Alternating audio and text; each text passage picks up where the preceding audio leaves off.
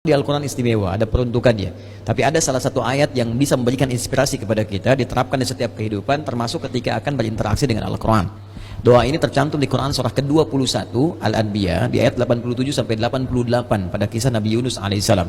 Dari 83 sampai 84 Nabi Ayub alaihissalam, Nabi Zakaria yang kemudian selanjutnya 85 86, 87 88-nya kemudian masuk kepada kisah Nabi Yunus alaihissalam. Wa dannuni idh dhahaba mughadiba wa dhanna an lan naqdir alaihi fanada fi dhulumati an la ilaha illa anta subhanaka inni kuntu minadh dhalimin.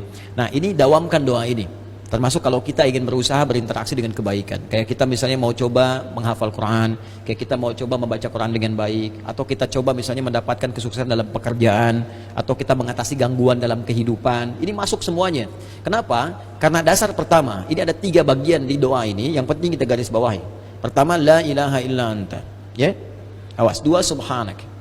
3, inni kuntu minadh dhalimin. Jadi kalau kita zikirkan misalnya la ilaha illa anta subhanaka inni kuntu minadh dhalimin, la ilaha illa anta subhanaka inni kuntu minadh dhalimin. Kalimat la ilaha illa anta, yakni la ilaha illallah, ini dasar semua kehidupan kita. Dahsyatnya kalimat ini. Ya, dari kalimat inilah kita tercipta. Dari kalimat inilah kita diminta untuk beribadah. Makanya beliau tadi menyitir Quran surah ke-51 Ad-Dhariyat di ayat ke-56. Wa ma khalaqatul jinna wal insa illa liya'budun. Tidaklah aku ciptakan jin dan manusia kalian kecuali untuk menyembah aku. Dan penyembahan pertama itu ditafsirkan kalimat la ilaha illallah. Quran surah Thaha ayat ke-14. Innani anallahu la ilaha illa ana fa'budni. Wa ma khalaqatul jinna wal insa illa liya'budun. Jadi tujuan kita beribadah kepada Allah Subhanahu wa taala untuk la ilaha illallah. Hadirnya kita di sini, hidup di dunia la ilaha illallah. Bahkan orang berjuang jihad fisabilillah sampai wafat karena la ilaha illallah. Bahkan orang kalimat terakhirnya dalam hidup untuk la ilaha illallah. Kalimat akhir hidupnya, man qala la ilaha illallah fi akhir hayatihi dakhala al-jannah. Kalau ada orang bisa mengucapkan la ilaha illallah akhir hidupnya, dijamin oleh Nabi sallallahu alaihi wasallam dengan lisannya masuk surga. Bayangkan, kita hidup untuk la ilaha illallah, berjuang untuk la ilaha illallah. Wafat pun bisa mengucapkan la ilaha illallah. Dijamin semua kebaikan.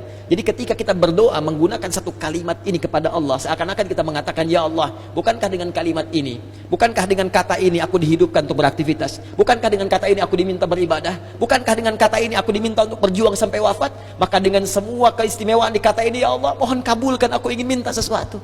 Aku sakit, mohon sembuhkan, ya Allah. Aku dikerjai orang, mohon lindungi, ya Allah. Aku punya kesulitan, mohon mudahkan, ya Allah.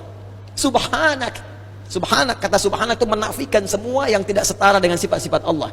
Ya, contoh orang mengatakan Allah punya anak, makanya turun Quran surah kedua ayat 116.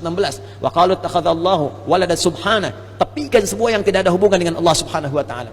Karena itu ketika kita mengatakan subhanak, ya Allah, aku meyakini enggak ada Tuhan selain Engkau. Enggak ada sifat-sifat yang layak Engkau sandang kecuali apa yang telah Engkau tetapkan. Aku mohon ampun, ya Allah, selama ini inni kuntu minadh dhalimin.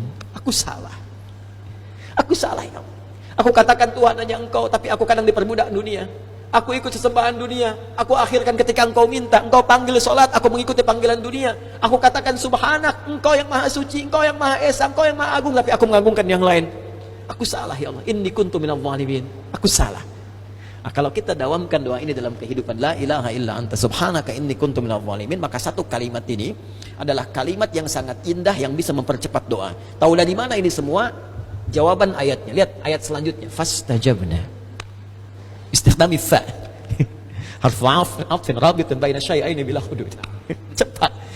Huruf yang mengikat dua peristiwa dan berlangsung tanpa jeda. Peristiwa pertama berdoa, peristiwa kedua jawaban dari doa. Ya. Wa qul wa fi hadhil ayat min ayat 83 84 qul fastajabna. Di Ayyub fastajabna. Pakai fa semuanya. Fastajabna, kami akan cepat jawab. Fastajabna, kami akan cepat jawab. Ya. Jadi ketika Yunus alaihissalam memohon kepada Allah, jawaban dari Allah langsung mengatakan, siapa yang mengucapkan man qala la ilaha illa anta subhanaka inni kuntu minadh dhalimin fastajabna. Kami akan jawab, kata Allah Subhanahu wa taala, ya. Ya, lalu apa yang terjadi kepada Yunus alaihissalam? Fanajjainahu minal gham. Ya, kami lepaskan dari kesulitan hidupnya. Ya, tapi kalimat yang indah bukan kami bebaskan dari perut ikan paus. Kami lepaskan dari gham. Gham itu kalimat yang umum, ya, masih luas. Sesuatu yang membuat kita gelap. Bukankah Anda kalau mendapatkan berita dari kantor, Anda sekarang berhenti kerja, gelap langsung. Padahal harinya siang. Ya, bisa kepleset di jalan, gitu kan? Lamaran ditolak langsung gelap, gitu kan? Itu gham namanya. Wa kadzalika nunjil mu'minin. Demikianlah kalau ada orang beriman setelah ini mengamalkan doa yang sama, kata Allah, kami jamin kami akan kabulkan seperti aku mengabulkan doanya Yunus alaihissalam.